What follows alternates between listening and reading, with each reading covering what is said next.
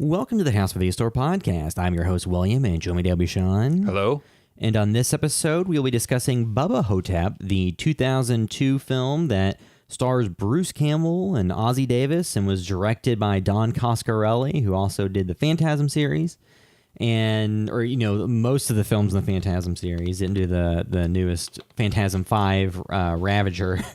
That's right. Yeah, he was involved with that and then directed the other movie. one. That movie gets pretty trippy. I appreciate how wild that gets with like folding in on itself and everything. Like I love that element of it. But man, it's a wild production. Well, it's crazy to think there was like at one point where Roger Avery, who had wrote Pulp Fiction, was wanting to do like a reboot of the Phantasm franchise, bring Bruce Campbell in and make it like a big deal. And then it just never came to fruition, didn't happen. But just imagine the world where that did happen. Yeah. And Don Coscarelli directed like a high-grossing Phantasm that had Bruce Campbell in it. Like, what would that have been? With the universe of that film, I feel like they would have folded in the original where it wasn't totally, you know what I mean? Well, the world is so trippy. And, yeah, they could have parallel universe. You know? But what we did get from Coscarelli was 2002. So that was when it started its festival run. I'm not sure exactly like what all the dates are, but I remember seeing this on DVD back when I was in high school. So... because that was back when I had gotten like the Book of the Dead editions of Evil Dead and had like listened to all the commentary tracks. So I was a big Bruce Campbell fan. Then I remember hearing all the buzz about Bubba Ho-Tep, and then I finally saw it, and I was super excited. I really enjoyed it. Back in the day, and like you said before this episode, like you hadn't watched this in a long time. I hadn't watched this in a long time either, because right now it's on Amazon Prime streaming, so you can watch it there. I mean, it's on the disc formats and everything. I've never seen it in HD. I just have the DVD. I only have the DVD. Yeah.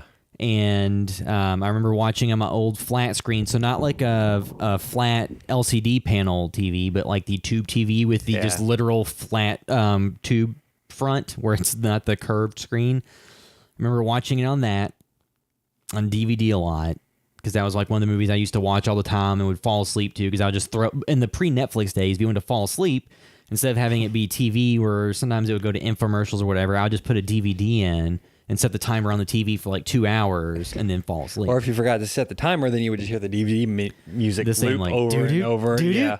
I fell asleep to the Transformers DVD at some party one day. Yeah. And of course was sleeping there, and it was just Transformers, robots, and I'm too tired to get up the entire time, and just haunted by that all night long. Well, I remember like being at friends' houses and somebody would leave like a DVD and it would get back to the menus, and eventually their parents yell from the other room, it's like, turn that off. I'm tired of hearing the same 15 seconds. So Bubba Ho-Tep. This was a very, first of all, this film has a texture to it because it was shot on film. Yeah. And it also, the set design, I think, has this kind of almost gritty, grimy, almost like Tim Burton, Fincher mixed together. It's not overly designed, but it just feels like a lived-in, unwarm environment, but also he uses color lighting and stuff occasionally through some of the action scenes. Yeah, I mean, and two will probably discuss spoilers throughout, because it's one of those movies. It's not. I mean, it's not that hard. It's kind of hard to spoil it because you're there for the performance of Bruce Campbell as Elvis. You're there for Ozzie Davis as JFK. So and the kind of zany stuff, and like you said, it does have a texture. Because I was watching when we did I Saw the Devil, and you watch movies that were shot on film. Because that movie was on film, because it was 2010. So that was, back when digital cameras were starting to come in their own and starting to be an option, like the Reds and stuff like that. And I mean, there's like Sony's and ones some directors still use film, but But like it now mostly for cost concerns, almost every movie, especially low budget movies, are shot on digital because it's just so much cheaper.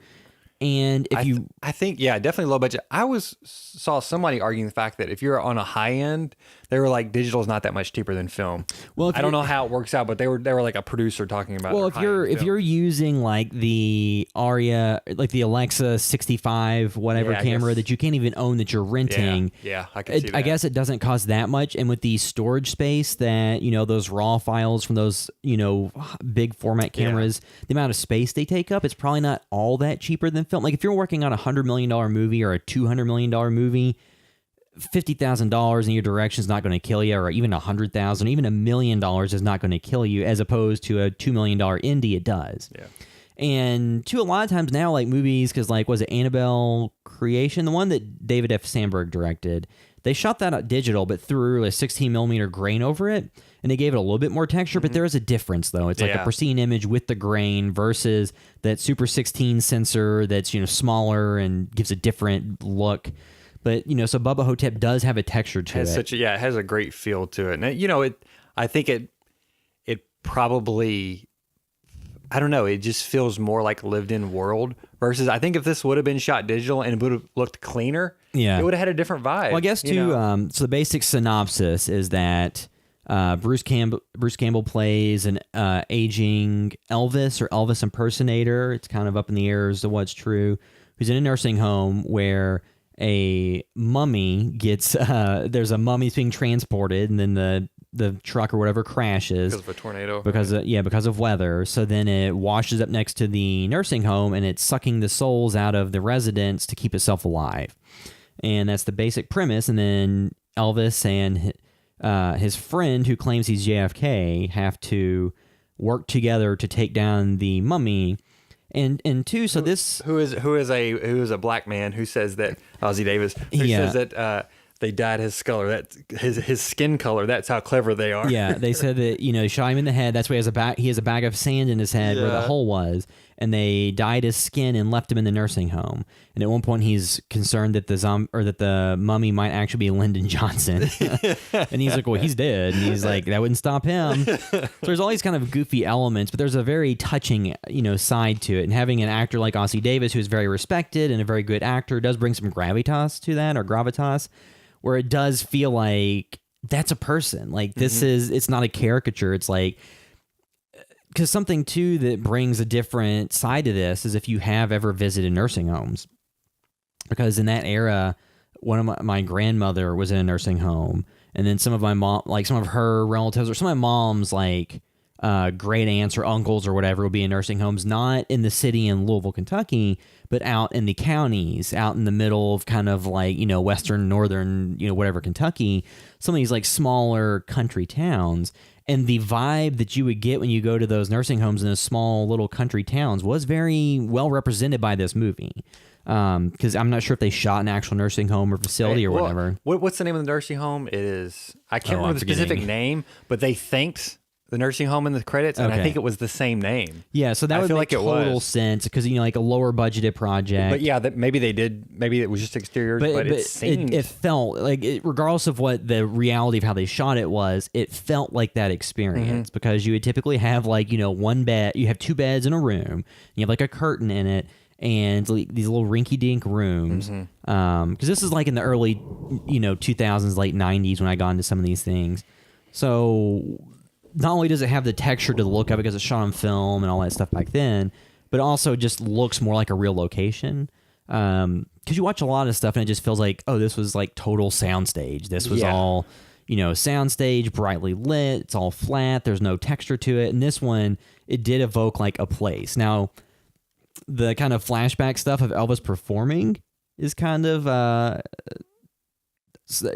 of on the low rent side. I know you'd said that in the trivia, it said they had over 100 extras. By the time it actually got to shooting it dwindled down to 10 or something. Yeah, but too, it's that's how that works, though. It's it all works within the reality of the film, because it's oh, is this, this is his vision of the past. You know what I mean? It could look kind of different from a reality. Yeah. But the whole film has a certain specific look to it. I think it's just so well directed by Coscarelli. Just the feel of it. It feels very, everything, it all fits together. And I just think the performances are so interesting, because you were always left with that question, are they or aren't they? But also it's almost, Bruce, I always walked away okay, I'm just believing that Bruce Campbell is, or the person in the nursing home is Elvis. Yeah. Ozzie Davis is not JFK, but even still, he doesn't care. He is Elvis, believes in his friend, and is willing to go along with what his friend believes in himself. You know what I mean? He's that's okay. I'm your friend. I'm gonna back you up. And he's Mr. President. He calls him Mr. President. Well, I think part of it too is that with like, Bruce's Elvis character or Sebastian Half or whatever, because his backstory is that, he was Elvis and he had lost Priscilla and he was tired of, the lifestyle. So he found the best Elvis impersonator in the country and wrote up paperwork, and they switched places. So he would be Elvis and he would be Sebastian. And they had paperwork that if he ever changed his mind, he could switch back and take back over his life and his wealth and everything. And then he lost the paperwork during an explosion during a barbecue incident. And then he was okay with that even because he had new friends and things are going well and he was enjoying life again. But then during a performance, his hip went out and he got injured and he's in a coma and he ended up in a nursing home. And of course, nobody believes him because he's But like, I would think that in the movie that regardless of whether or not that is factually true and what really happened, he believes it's the truth. Oh, yes, yeah. So it's played as, because he never has a moment where he's like, I'm not actually the king. It's just the entire time it's played from, you get some of his inner monologue, and it feels like it's all from the perspective of it is true. Yeah. So it doesn't matter if it is or isn't, because in his mind, in that character's world, it is. Yes, yeah. It's same with Ozzie Davis. You know what I mean? It doesn't matter, and he's I think he thinks, oh, maybe this isn't, but he just goes with it because that's his friend and he supports him. And I don't know. I love the relationship. Because he's like Mr. Presley. Yeah. I love the bit too when they're about to go off towards the end of the film to fight the mummy. And he's like, I just got one question for you. Marilyn Monroe, how was she? And he said, that's classified information. And doesn't he say something like, but wowee? And then he kind of turns around and takes off. Like, that's one of my favorite moments of the film. Well, yeah, I mean, and too, like, a lot of times when you're talking about kind of low budget horror movies or, genre movies or festival darlings, a lot of times they kind of have like an interesting first or second act, but then kind of meander and don't really end. Like this one does have a satisfying narrative to it. It does have like a beginning, middle, and end. It does have a story to tell, like in a point, because like Ellis even says, like there's like a young woman who's visiting who was the daughter of his roommate, and she's coming only after he's passed away to get his stuff, and she's like wearing like a short skirt or dress or whatever, and bends over in front of him. And he's like, I'm such a non-object. She doesn't even care to do this. She doesn't even consider me anything. Yeah. So she's okay doing it. So he just points out like at a lot for like old age, people are almost considered just disposable or something to laugh at. And like the nurse kind of is condescending to him. But also too, he makes sexual remarks to her, which is, my wife works with older male patrons and it's just, not out of the ordinary, which is not, you know what I mean? Like not the proper thing to do. And it's just, I'm like, because I get the end, I get the side of if you're, old and you're, not in a good place in life and you don't really have much that you can even physically do. And you're just sitting there and kind of pissed off at the world or don't like the way things are going. Oh, you can see the mindset. It's not unreasonable that somebody just unloads and doesn't filter anything because what do they have to lose? Because as he even says in the movie, it's kind of like they're not even really considered real people by him. So what does it matter if they're not getting offended because they don't even value you as a person? So like stuff like that was an interesting element to it. And it does seem too like the fact that the mummy was sucking the souls out of these elderly people when they were dying. It wasn't out of the ordinary for people in a nursing home to die, unfortunately. Yeah. And so their point was... Reggie Bannister also running the nursing home. Reggie Bannister is there, and he's, dealing with the administration side. And the woman that comes in the beginning you're talking about, too, she was in Phantasm 4. Okay. Old Phantasm. But yeah, so the movie, is much more linear than any of the Phantasm films and has much more of a grounded story. It's based on a short story, right? Yeah, it was based on like a short story novel book or whatever. It was I haven't read that. Yeah. But yeah, it was based on source material. So, and it's something where I think that at that point in time, like Bruce Campbell is a perfect person for that. Because like I think in the era there have been other movies, because it was like 3,000 Miles to Graceland or something, where it was like Kurt Russell and Kevin Costner and all these people. Nick Cage, is he that or not? I can't remember. No, I don't think so. But they I'm thinking of Wild at Heart, probably. Yeah. Because Kurt Russell's the lead in Graceland. It has like Courtney Cox in it and stuff. So you have like this kind of resurgence of Elvis in like pop culture, really in like the late 90s, early 2000s, in terms of like those movies or things that kind of referenced it. So that was like kind of, I guess, the right time is, because I think that movie wouldn't resonate as well today, because we're even, because that was 2002. So you're talking about even 17 years out even further away from Elvis being super relevant to like a younger audience. Speaking of another film we watched this week was was it Rockadoodle? Remember that film? Yeah. We just turned it on for my daughter. Anime film. Was basically the Elvis rooster. Yeah. So like there was a lot of that in the 90s. Yeah. I mean, and two, like, because like, and two, at the point that came for Bruce Campbell in his career. So that would have been like around the time that he started cameoing in the Spider-Man films and those kind of like mid-sized roles, but he wasn't getting a lot of leading role offers for kind of bigger projects. So this was pairing Bruce Campbell, who's like a genre legend, like a festival convention legend, with Don Coscarelli, who is a cult film legend with the Phantasm series that, even though it was a big popular series, it wasn't pulling in huge, because like it was only the first two were in the theaters, or three. What are you talking about? Phantasm. I'm trying to remember. So the second one, I don't know if the second one was a big Universal one because that's why they recast Michael Baldwin. That was Universal. So I don't know where it went with 3 and 4. Yeah, because like 2 is the largest budget they ever had for the series, and then 3 was even a lower budget, and then 4 was a lower budget, and then 5 was lower budget. So, Coscarelli wasn't. Because I think when did Masters of Horror come out? It was around that same general era, and he had done an episode on that. But it was a good chance for Bruce Campbell to get a lead role in something and to have some actual character moments to sink his teeth into and to do something with, versus these like little 5-minute cameos in Spider-Man or something where he does steal those scenes but doesn't really get a lot of depth to really build anything out. So I remember at the time being really excited to see that, because with Bruce Campbell, a lot of his career is the story of the stuff he didn't get. Because there's a lot of movies like, was it Congo, where he got relegated to like a smaller role. Dark Man, they wouldn't let Sam Raimi cast him, so he had like that little cameo at the end. There's like a number of movies. He was considered for the replacement for Duchovny on the X-Files when he left. It went to Robert Patrick. Yeah, because I think there was like him and Benjamin Bratt and Robert Patrick, or maybe it's somebody else, or maybe it was Benicio del Toro. It was just people who were more well known at the time. So I was looking up just information because I'm like, Bruce Campbell was much younger, obviously now, because it was 2002. So I think, doing the math, I believe he was like in his late 40s during this time, and Elvis would have been like late 60s or around 70s. Yeah, and we're getting close. I think like once we hit like early 2020s, Bruce Campbell will be the age Elvis was in this film.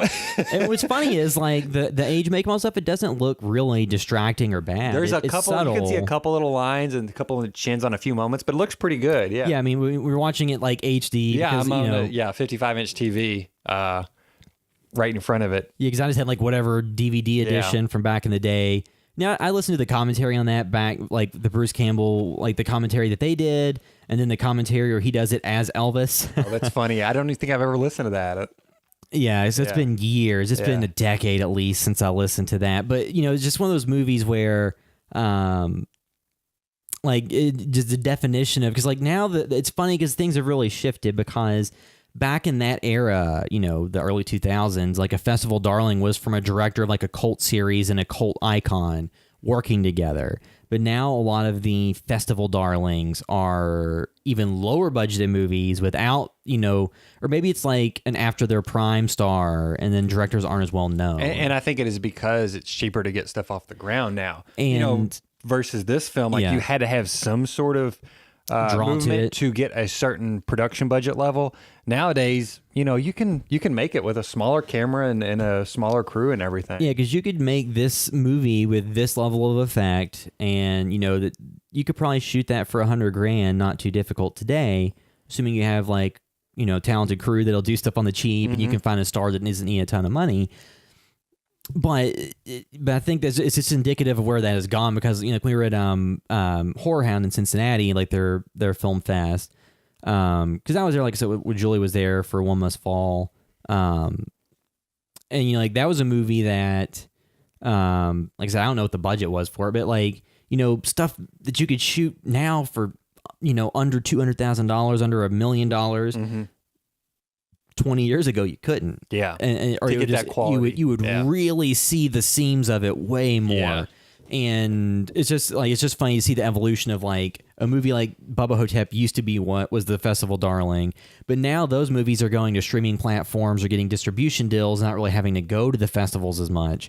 And it's more of the unknowns or the lesser knowns who build the rapport and build the name through that. Yeah. Because today, you know, they make a movie that has, I'm just trying to not name names, but somebody who was in, you know, a Friday the 13th film and somebody that was in a Halloween or a Rob Zombie movie or whatever. You get some of these people that are these kind of names that you just throw into this movie, and then that alone guarantees a certain level of sales, so they go straight to DVD and video on demand, as opposed to this one. It seems like it was a bit of a tour and like a festival run. I mean, a lot of movies still do that. But usually movies have distribution don't. Yeah, it wasn't a quick just pop in, pop out. It was they gave him a meaty role. Yeah, I mean, I really love this film. It's not one that I watched a ton, but it has such a very specific feel that, you know, it does feel like a film that probably wouldn't for some reason. I don't know if it's just the tone or pacing, but like it just feels very much of that era too. Yeah, and that's not a bad thing. It feels early 2000s. It does not. It's not a bad thing at all. It just feels like a film that would not be made now. It just and not in the style that it was. Yeah, that's the thing. And that's what I love about it, because it feels special. It still feels like a special film because it still feels nothing like hardly anything that we have now.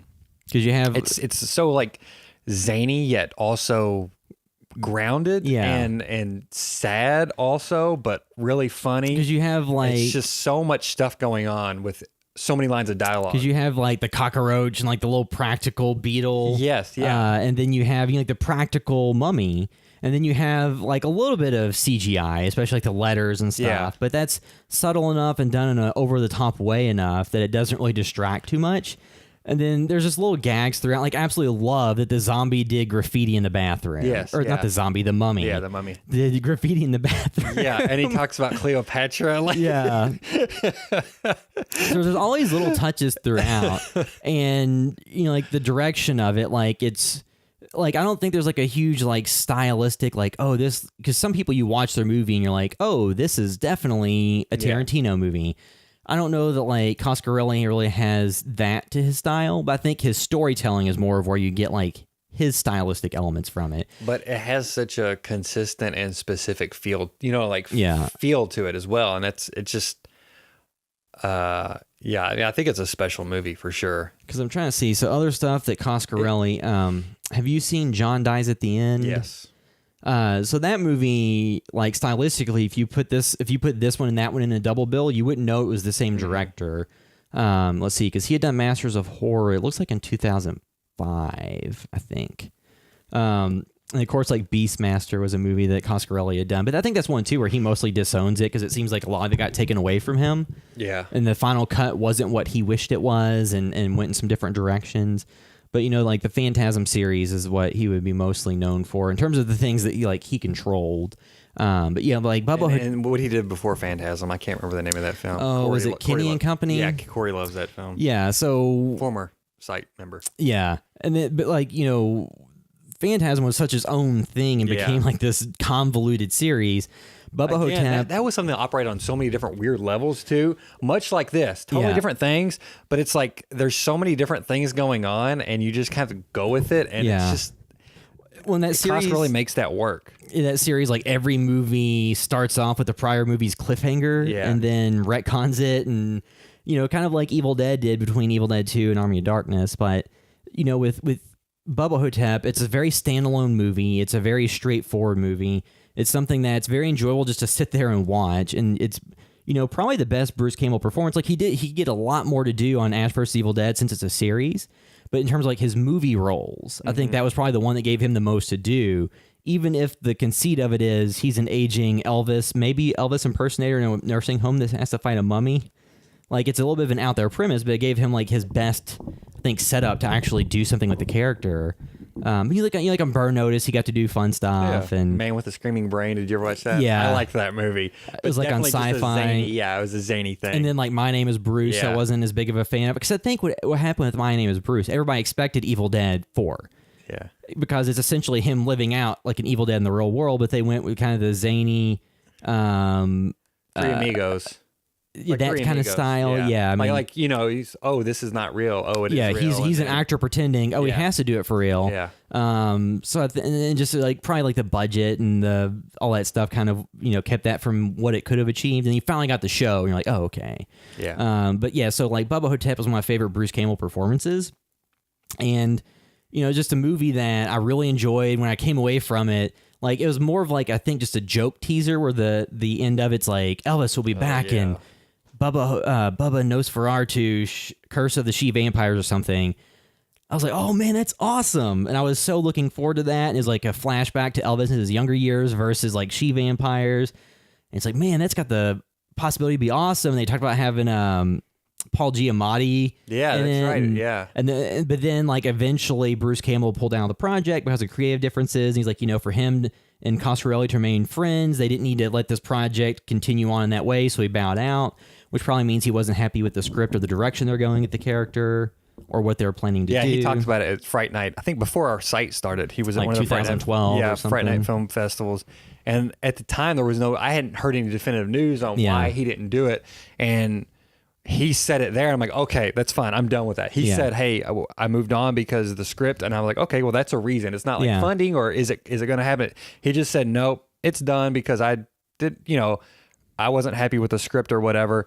So that's totally fine. And I think he's recently said too, he's retired playing Elvis. He's not going to play Elvis anymore either. So then there's a while where they had talked about Ron Perlman was maybe going to be the Elvis character. But at this point, I think it's been long enough. Just let it lie. I mean, if you want to make like a graphic novel sequel or whatever, go ahead and do that because that's something people have been doing recently. But too, there may have been a good reason he didn't make it. Maybe we should be glad that it didn't happen because sometimes you can kind of ruin an original with like a lackluster sequel. Because I like so unrelated, like Arrested Development season 5, they finally released like the final half of it on Netflix, and that's one where I'm almost like, man, this almost diminishes what I liked about the original to some extent. So sometimes less is more. Sometimes it's good to let. I'm not gonna. Because of what I've seen of whatever was on Netflix too, I didn't love. So I'm like, I'm not gonna waste any more. Because there was some stuff in it that was fun, but it just to me it didn't really have the feel of the original whatsoever, and then it kind of ruined some of the characters. Yeah. But like with Bubba Ho-Tep, at this point I'm almost glad they never made a sequel because like the concept sounds awesome, but at the same time they've given them the budget to pull off what they would have wanted to do. What I really wanted was young Elvis. You know, Bruce Campbell, and Bruce Campbell's past that age now to play a very young one, unless you get the Marvel budget and age him like Sam Jackson. But yeah, if you just had Bruce Campbell at that era playing his age as Elvis, like just going off on crazy adventures. Because in the flashbacks, Kung Fu, in the flashbacks, he was playing his like normal age, so just that would have been really fun to have back then. But like the time has passed, and I mean, even Ron Perlman now is up there in age. Yeah, so I'm sorry we didn't get it, but it's okay. We have Bubba Ho-Tep. Yeah, because like it doesn't diminish the fact that that original movie is a great standalone that you can watch and enjoy. It's probably Bruce Campbell's best performance.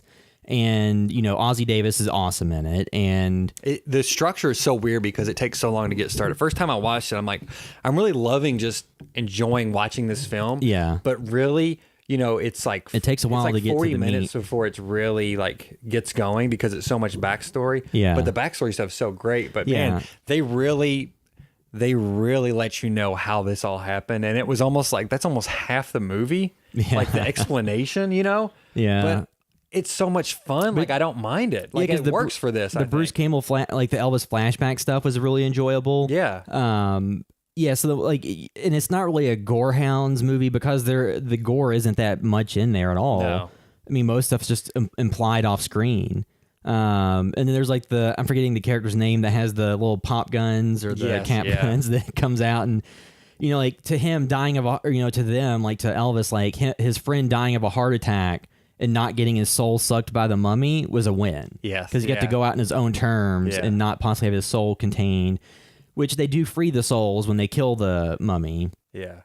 So, it just has like this ending, and then like the ending is him in an electric wheelchair charging at the mummy. So, kind of like low action, low stakes, but it makes sense because the mummy in the traditional sense is a shambling corpse. Well, that's what everybody talks about, how boring, even the original Mummy, like, you know what I mean? Just like, it's like a single zombie, without powers. Like, what's the deal? Well, to a elderly person, that's a big deal. You know what I mean? If Like, they it's are the perfect combination. If they are themselves reduced mobility and aren't able to get around, then that makes way more sense. But yeah, and like just the Bruce Campbell performance, I just really enjoyed it. And just the movie as a whole, like it's one I just watched a bunch because I just really loved it.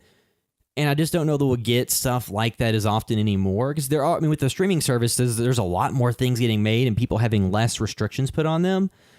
But I mean, it's, again, when you have a very original and kind of weird movie, which you could take this concept and do something else where it's like, oh, this person thinks it's this person and whatever, you could copy that. But I'm saying on the whole, kind of the feel and the tone and the weird world that it's in, honestly, the closest thing I was thinking most recently for me was Swiss Army Man. Yeah. You see that? Yes. There's just something about it that made me think of Swiss Army Man, where it's like, this is just so zany and out there, but it also has heart. And, there's more of a point to it other than just the concept of a farting corpse that is alive sometimes, Yeah, because Swiss Army Man is about somebody that, obviously is having a rough time dealing with a lot of things. And they found this corpse that, kind of became their friend, and they kind of confided in that and found the confidence through themselves to do stuff. And it's a fantasy film, like the corpse talks to them and all that. He rides it like this a jet feels ski. that sort of fantasy type tone. Yeah. In it being like this kind of dark humor also. But yeah, this is one of those films I'm just glad exists. Yeah. And Cos really did a phenomenal job directing it as well. Yeah, and I think they do have a few little staple moments of like female nudity just kind of flashed in, probably just to help satiate Where is that at? Is it a flashback or something? I think some of it's like a flashback to the Mummy, like in real life or something. I was typing to you and Carlos watching it, and I might have missed that specific shot. It was one of those things where I just completely forgot that was even in there. It's just like a brief like blip, like I don't even think it shows people's faces or anything. I think it's set during like the Egyptian times or wherever the mummy was from. Just like, he was a bad guy. He probably did something pretty bad to have this curse put on him. So, and two, this was the same general era as the Mummy films. So you had the Mummy and the Mummy Returns and all that stuff. So Mummy stuff was kind of in culture at the time. Yeah. And like the Serious Sam video games where you went to like Cairo and all those different like settings. You were talking about we were talking about Elvis stuff. I think in elementary school too, I read a book, and I believe it was almost the same thing where something happened and this kid was convinced that he was Elvis. And I think that was specific. I was trying to look it up earlier, but I couldn't find it. But, it's just so weird how the Elvis, I don't know, that character just became such a huge part of pop culture. And even in the 90s and 2000s, and it's still, there's still plenty of people that visit Graceland every day. Yeah. You know what I mean? But this was just a truly original idea that just works so good on so many levels, I think. Yeah. That, it had just enough budget, had just enough, the right cast, and just, I don't know. It just. Because the effects for it, like, obviously like the beetle and stuff is fake, but it has like a tactile feel to it in the movie that makes it feel looks right. a lot better than the spider on the string in Phantasm or whatever. Oh yeah, yeah. That's what came to mind. When I was watching this. Yeah, so it's just one of those practical effects that even though it may look cheesy, it still looks infinitely better than CG from that era. Yeah, and holds up way better and has like gives the movie a feel versus a lot of stuff now where it's there's what was that one movie with the birds in it. I'm forgetting what it's called. Birdemic. Yes. Where it's just like some crappy pre-rendered little birds you drop in that looks like a PlayStation 1 thing. But yeah, so Bubba Ho-Tep, like the effects work, the feel of the movie works, the performances work. There's enough story there. There's enough going on. There's actual bit of meaning to it. It's a little bit slow when you watch it the first time or if you're just waiting for something to happen. But to be now, that's like a relief to watch it because it's just fun to kind of sit on the characters. I'm just going to soak in Bruce Campbell as Elvis. The first time I watched it, I'm like, I'm waiting for when's this mummy going to come or whatever, because I knew what it was about. And I was like, well, I'm enjoying all this. But yeah, it's definitely one that once you know what the film is, you can finally kind of just accept it for what it is, not what you maybe thought it was going to be, and just really enjoy the performances and just everything given to you. So what would you give it out of 10? I give it like a 9 probably. Again, it's a special type of film. You know what I mean? Like for me, it's just so It's just so entertaining and lovable, I think, in some regards. Yeah, and like I would agree. Like if I'm just giving like my score, it's like a 9 out of 10 because it's a movie I loved and I've watched so much. If I'm just saying like to a general audience member that doesn't have any special affinity for Bruce Campbell or Coscarelli's work, and it's just somebody that's just a general movie fan, it's maybe more of like a 6 or something. It's like kind of an out there concept. There's enough to it to get you into it to watch it. Because I'm pretty sure that my dad watched it, who's not like into indie film or a lot of, Bruce Campbell, Yeah, he's not like a fanboy of anything. He's somebody that likes to watch his, Bruce Willis movies or whatever. Wild Hogs. I don't know no, I think he did enjoy that one. And I just completely just like railed against like, no. Yeah, I know. That's what I'm saying. He's a Wild Hogs fan, yeah. Yeah, that was made. My dad is too. That was made doubly worse by the fact at the time I worked at a place where the people were obsessed with it, and all they do is talk about how good it was. But they were also people who were stealing money from work. Do you remember that fake website about the Wild Hogs sequel? Yeah, War Pigs. War Pigs, where they go to North Korea. Yeah. and the thing was, like, the description of the thing was so dead on. It's like, I believe that was real. Yeah, so if you're not aware, Wild Hogs was a movie that had, like, John Travolta and Martin Lawrence and William H. Macy and somebody else, and they decide to all get motorcycles and go on a cruise, and it's just kind of like a 4-quadrant cheesy comedy. I just, like, to me, it was more of the people that loved it so much at my work made me hate it that much more. Yeah. But yeah, so high marks for Bubba Ho-Tep from both of us. Both was given 9 out of 10. Derek didn't get a chance to be here because he had to go do some house stuff, but I think he was really high on it too and enjoyed it a lot back in the day. Because that was when I still lived at home, was in high school and stuff, so he would have watched it too when I did. But yes, that'll wrap up our discussion of Bubba Ho-Tep. If you're listening via iTunes, you can do us a huge favor, rate and review us. You can also do that in any other platform if you're listening. Because we're also in Stitcher and Google Play or Google Podcast or Google Music Podcast or whatever it's called. Tinder, Grindr, what else? We're in the RSS feed, can be used in any podcast app, I believe, and in iTunes, and it's on YouTube and stuff. So we always enjoy seeing feedback. So if you're also a big fan of this movie, or if you don't like it, just let us know in the comments. Yeah. It's always interesting to see what people have to say. You can find all the work we're doing at housevideostore.com. Find links to all of our social media accounts to Facebook, Instagram, YouTube, Twitter, all that. We forgot to give a shout out to our new Patreon supporter too on the last podcast. Oh, okay. We'll do that on the next one as well too. Yeah. Yeah. Yeah, because... do you know the name offhand? No. Okay. We will give a big shout out on the next one, at the beginning of the next one. Yeah. We got we had very little time. I had to fire off the us one and then this one as well too. And I've just been incredibly busy with stuff. Yeah, we were both juggling a lot of stuff, but thank you so much for that. And we will give you a specific name shout out at the beginning of the next podcast for sure. Yes, but yeah. So then, like I said, all the stuff at housevideostore.com. And if you want to find us specifically on the internet, the best place to find me is on Instagram at @TheWilliamCaps. And I'm at Blevin Sean. And that'll wrap up this episode of the House Video Store podcast. Thanks for listening.